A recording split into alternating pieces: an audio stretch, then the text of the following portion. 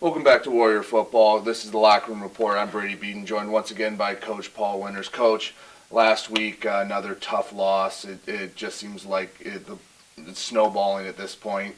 Let's just get right into it. I think at some point when teams get frustrated, fans get frustrated, they look for one easy answer and want to point to, oh, it's this or that. It's not that simple. I know you know it, but just talk about how the season's gone to this point and what you're looking to do going forward. The season has not gone like anyone thought it would. We showed, I thought, in the first game that we're a pretty good football team, but weren't quite there yet.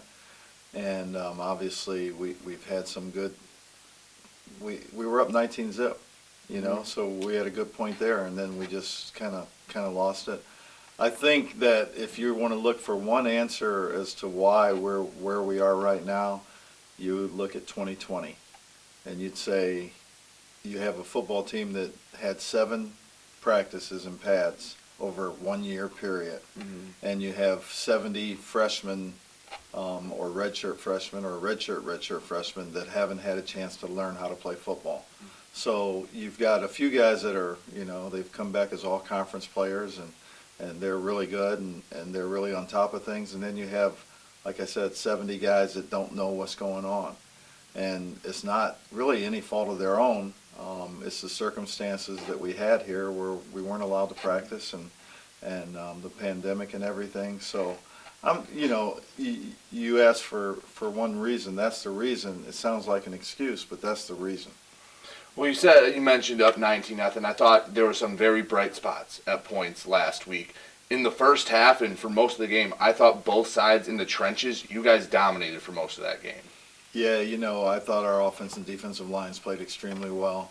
I think as the fourth quarter wore on and the momentum started to go the other way, we lost it a little bit. And I think, again, why does that happen? Well, we didn't have the ability to condition maybe the way we should have. I feel like we've worked really hard and we should be in good shape, but you look at some of the results of some of the last 3 games, and the fourth quarter's been tough. Thought, again, some other bright spots. Myron Harris, I thought, had another nice game. Linebackers, it seems like we talk about them every week, flying around the field. So you did have some players, again, step up and play well for you. We've got good football players. I mean, we weren't able to get the ball to Trey Davis. He's obviously an outstanding player for us. They doubled and triple teamed him. Myron stepped up big time, 126 yards, so we were very proud of him. We still turn the ball over, though. You cannot turn the ball over. So it's a matter of we've got a young football team that's going to be a great football team. We're just trying to get them to the point where they understand how to win. Well, you get a chance this week to learn how to win. Coming home, it's homecoming. Got a Michigan Tech team. It's their turn to make a long trip. You guys get some home cooking. Talk about what it's going to take this week against another physical team in the GLIAC. Well, I could sound like a broken record. Don't turn the ball over. I think that's the number one thing. I think you add to that, play with enthusiasm. Get excited when you make plays. Enjoy the game. A lot of times you get so worried about your record, you forget to just enjoy playing the game. And I think maybe that's what happened in the fourth quarter a little bit. We were worried about winning instead of just playing the way we're supposed to play.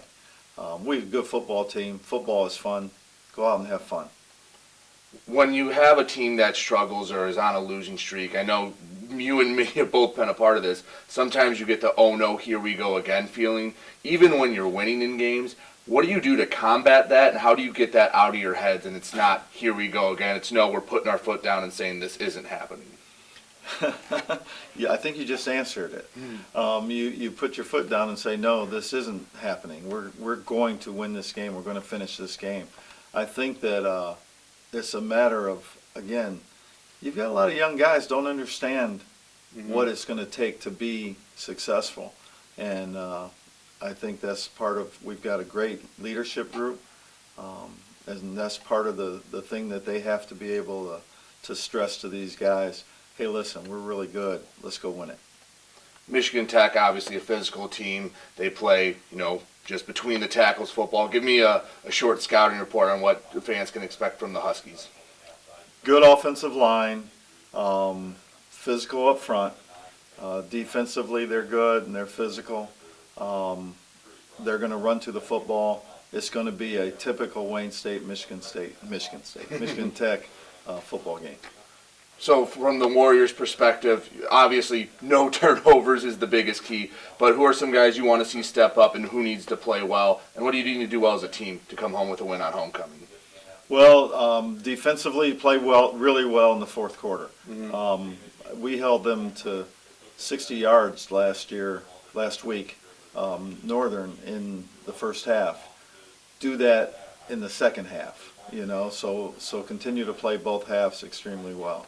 And then from an offensive standpoint, don't turn the ball over and put points on the board. We still had 6 times in the scoring zone that we only scored 3, and if you want to add it, the last thing, make all your kicks. Well, Coach, thank you. Good luck against Michigan Tech. Thank you. I've been Brady Beedon. This has been the Locker Room Report for WDTK, The Patriot.